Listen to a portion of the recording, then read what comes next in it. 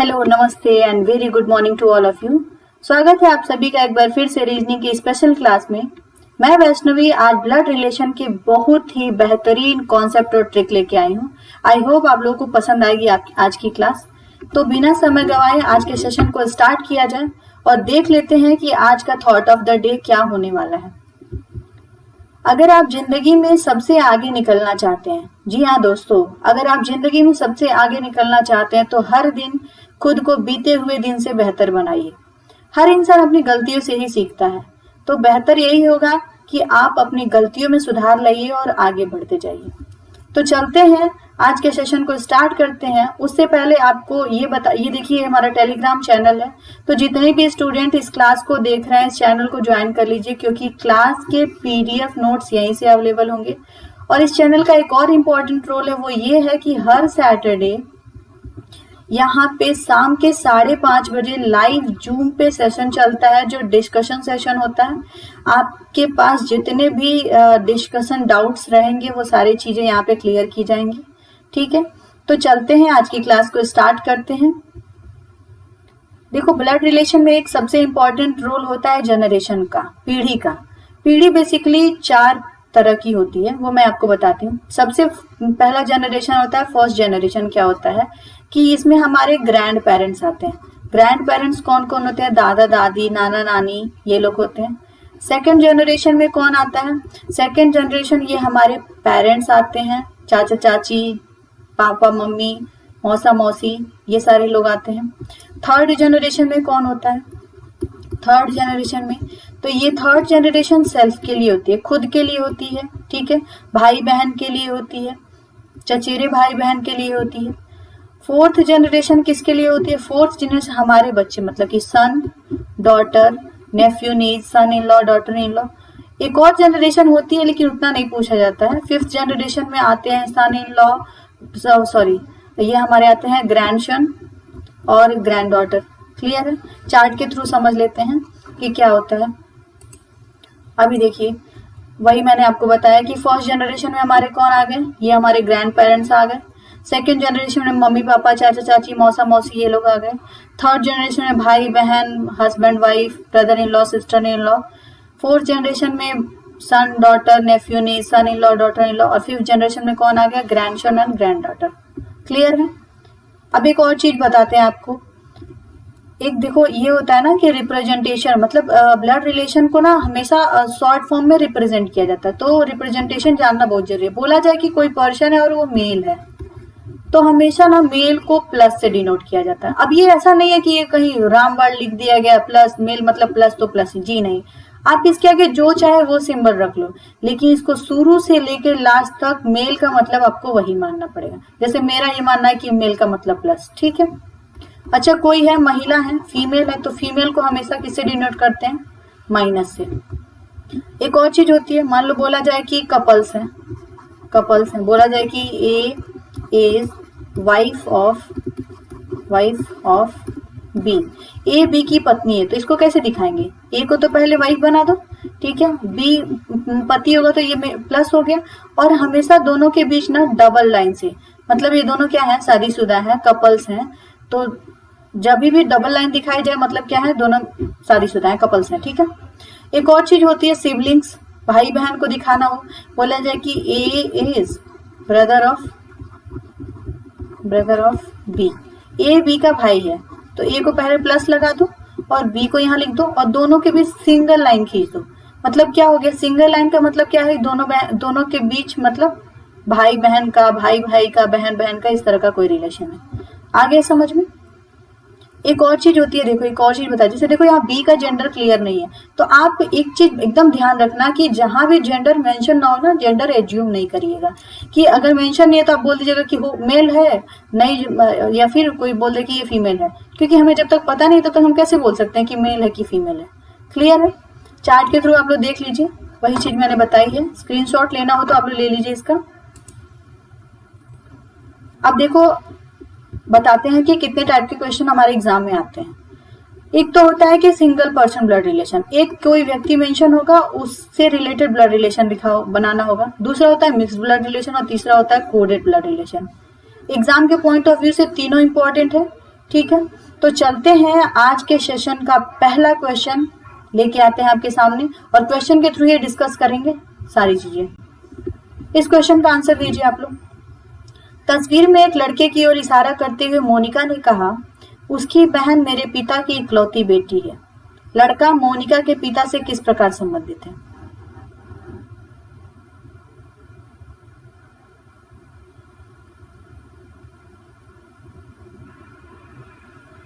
अब देखिए इसको कैसे बनाना है। जब भी ना इशारा करने वाली चीज है, ठीक है, तो ये बताओ मोनिका के बारे में तो मेंशन है ना, तो पहले तो मोनिका को लिख लो, पहले मोनिका को लिख लो, ठीक है। और मोनिका ने इशारा करते हुए क्या बोला था? एक किसी पर्सन के लिए बोला था, तो कोई पर्सन है, यहाँ पे पर्सन को बना लो। और पर्सन की बोला जा रहा है कि कोई बहन है, यहाँ पे बहन को लिख दे। अब देखो क्या बोला जा रहा है कि उसकी बहन, तो इस लड़के की बहन यहाँ बना ली किनारे। अब मोनिका से बोला है कि मेरे पिता की इकलौती बेटी है, तो मेरे पिता की इकलौती बेटी, एक बात बताओ, मोनिका ही होंगी कि नहीं होंगी? और ये मोनिका कौन है? इस लड़के की बहन है। आ गया समझ में क्या कहा जा रहा है कि एक लड़के, मोनिका इशारा कर रही थी लड़के की ओर कि उसकी बहन मेरे पिता की इकलौती बेटी है, तो मैं ही तो हुई वो।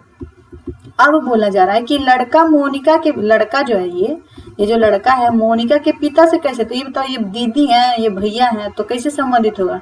तो पिताजी का क्या है? ये बेटा होगा। आगे समझ में। अगले क्वेश्चन की ओर बढ़ते हैं। इस क्वेश्चन का आंसर दीजिए। एक व्यक्ति की ओर इशारा करते हुए अमन ने कहा, उसका इकलौता भाई मेरी बेटी के पिता का पिता है।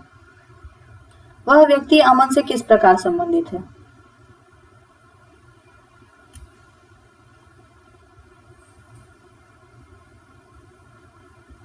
अभी देखो इसको कैसे सॉल्व करा जाता है।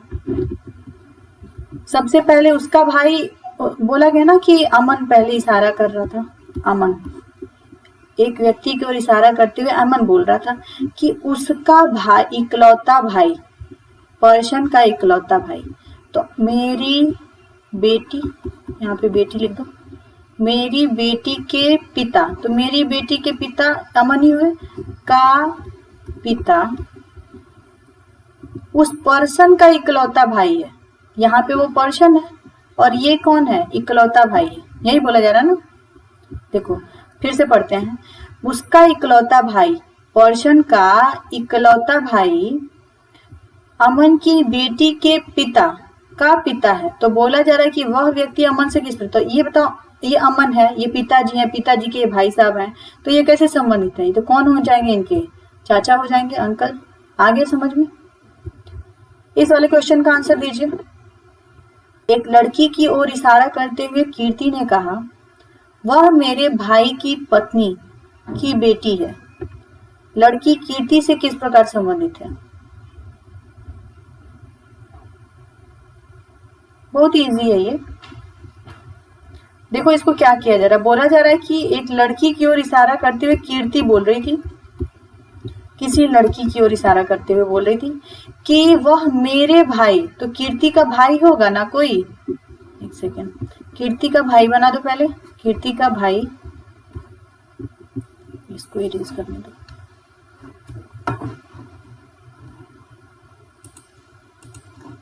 पहले बना लो यहाँ पे कीर्ति का भाई की पत्नी, कीर्ति के भाई की पत्नी की बेटी, ये बना। यही बोला जाना ना कि कीर्ति इशारा करते हुए बोले थे कि वह मेरे भाई के पत्नी की बेटी है, तो जो लड़की है वो कीर्ति से किस प्रकार संबंधित है? तो कीर्ति की ये क्या है?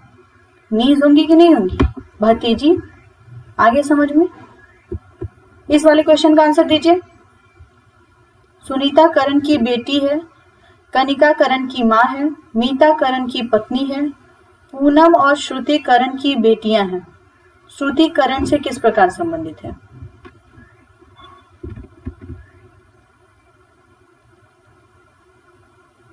अभी देखिए इस वाले क्वेश्चन को कैसे करना है।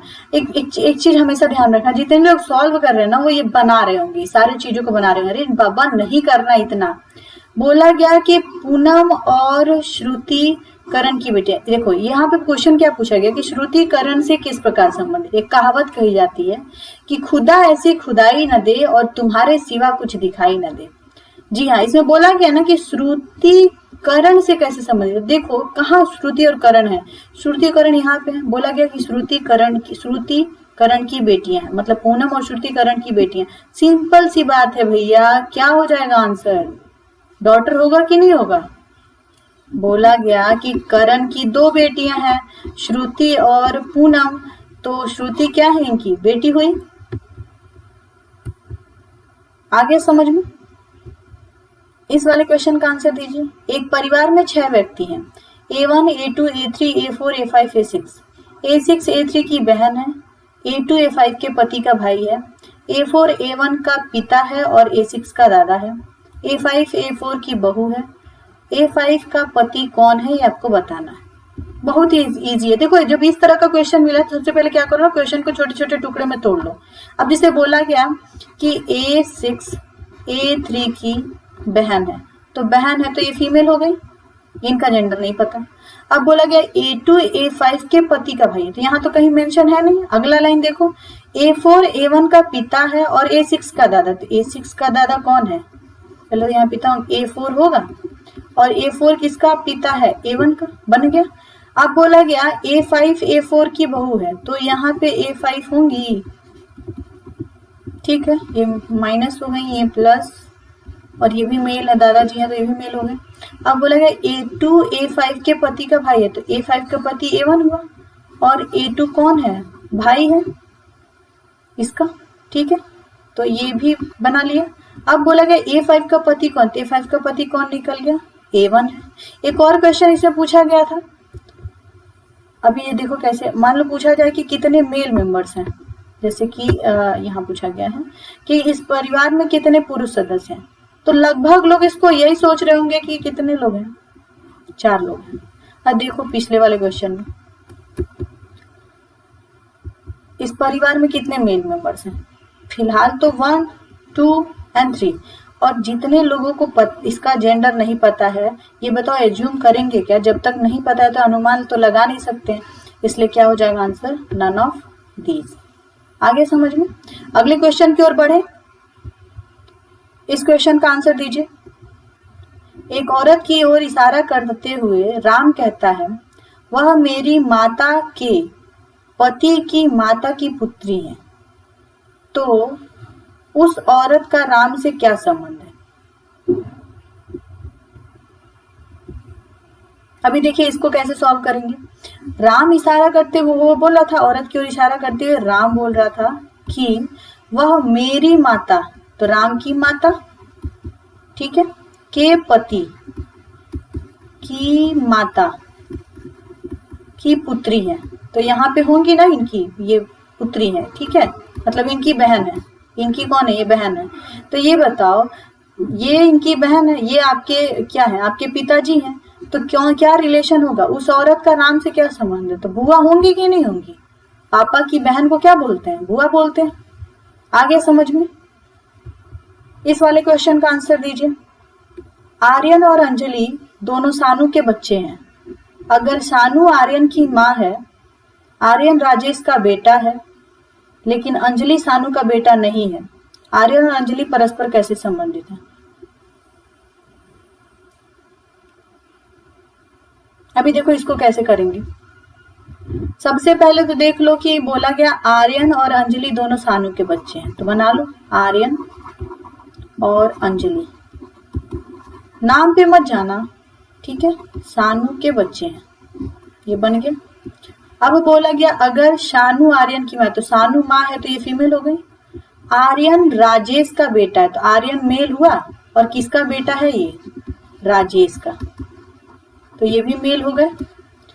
लेकिन अंजलि सानू का बेटा, एक बात बताओ, ये दोनों तो बच्चे थे, तो ये मेल है, तो ये बोला कि बेटा नहीं है, तो ये कौन होगी फिर, बेटी होगी, ठीक है। अब बोला जा रहा है कि आर्यन और अंजलि परस्पर कैसे संबंध है। सीधी सी बात है भैया कि आर्यन अंजलि का भाई या फिर अंजलि आर्यन की बहन है। अब देखो ये कौन सा ऑप्शन सही है। ऑप्शन नंबर ए लिखा गया है कि आर्यन अंजलि का भाई है, आर्यन अंजलिका, आर्यन का जेंडर क्लियर है, तो आर्यन अंजलिका भाई, ये क्या हो जाएगा, सही हो जाएगा। अगले क्वेश्चन की ओर बढ़े। इस वाले क्वेश्चन का आंसर दीजिए। ए और बी भाई हैं, सी और डी बहनें हैं, ए का पुत्र डी का भाई है, तो बी का सी से क्या संबंध है? A and B are brothers, C and D are sisters, A son is D is brother, तो how is B related to C? अब देखो इसको कैसे करते हैं। बोला गया कि A and B are brother, तो ए और बी भाई हैं, तो दोनों मेल हो गए, ठीक। सी और डी बहनें हैं, तो अभी तो कहीं इसमें बन नहीं रहा इक्वेशन, तो आगे देख लो क्या करेंगे। ए का पुत्र, ए का कोई बेटा है, वो क्या है, डी का भाई है, तो यहाँ पे मेल बना लो, डी का भाई बना दिए। अब बोले गया है इस वाले लाइन में कि सी और डी बहनें हैं, तो सी और डी क्या है, माइनस होगा ये, सी और डी बहनें हैं, बना लिया। अब बोले जरा बी का सी से क्या, ये बात बताओ, ये पिताजी हैं आप लोगों के, ठीक है, ये पिताजी हैं और ये पिताजी के भाई साहब हैं, तो ये आपके क्या हो जाएंगे, ये हमारे चाचा होंगे कि नहीं होंगे? आगे समझ में, तो बी का सी से क्या संबंध है, चाचा का। क्लियर है? अगले क्वेश्चन की ओर बढ़े। इस क्वेश्चन का आंसर दीजिए।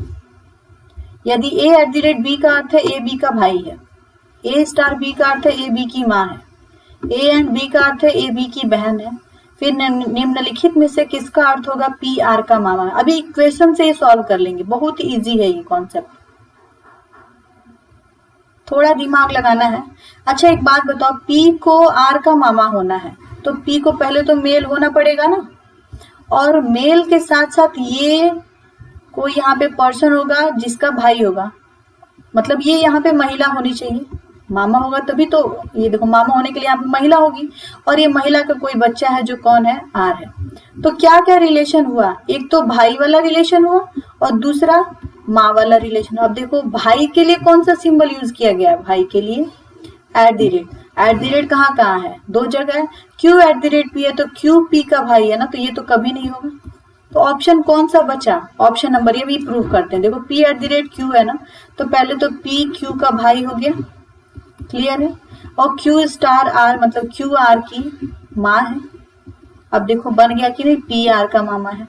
आगे समझ में, तो ऐसे क्वेश्चन को ऑप्शन के थ्रू ही करा जाता है। अगले क्वेश्चन की ओर बढ़े। इस वाले क्वेश्चन का आंसर दीजिए। एक तस्वीर दिखाते हुए पूनम ने कहा, वह मेरी माँ के बेटे की बेटी है। तस्वीर का व्यक्ति पूनम से कैसे संबंधित है?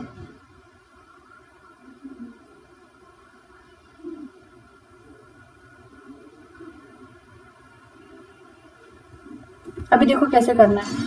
पहले तो पूनम इशारा कर रही थी तस्वीर की ओर, बोली कि वह मेरी माँ, तो पूनम की माँ का बेटा, तो पूनम की माँ का बेटा यहाँ होगा, ऐसे होगा, ठीक है। बेटे की बेटी है, इसी की ओर इशारा कर रही थी पूनम जी। अब बोला गया कि तस्वीर का व्यक्ति है, जो व्यक्ति है पूनम से कैसे संबंधित है, तो चचेरी बहन होगी कि नहीं होगी, मामा की लड़की है तो भैया चचेरी बहन हुई, तो क्या हो जाएगा, cousin is the right answer, option number A. इस वाले क्वेश्चन का आंसर दीजिए। रितिका के पिता ने एक व्यक्ति की ओर इशारा करते हुए कहा, वह मेरे पिता के एकमात्र भाई का भाई है, तो वह व्यक्ति रितिका से कैसे संबंधित है?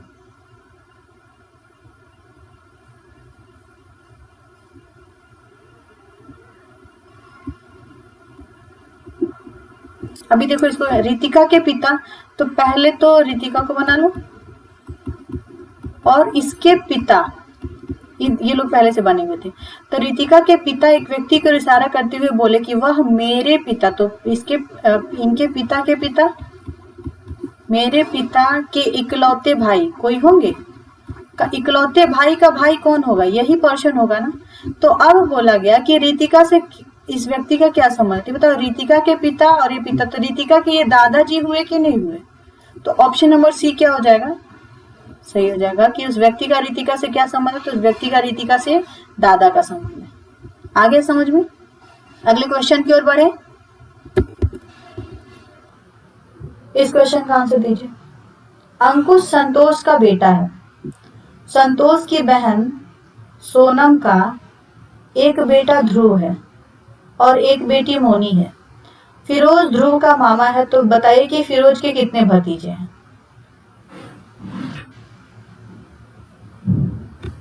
अभी देखो इसको कैसे करते हैं। बोला गया कि अंकुश संतोष का बेटा है, तो पहले तो कहीं लिख दो संतोष को, और उसका बेटा कौन है, अंकुश।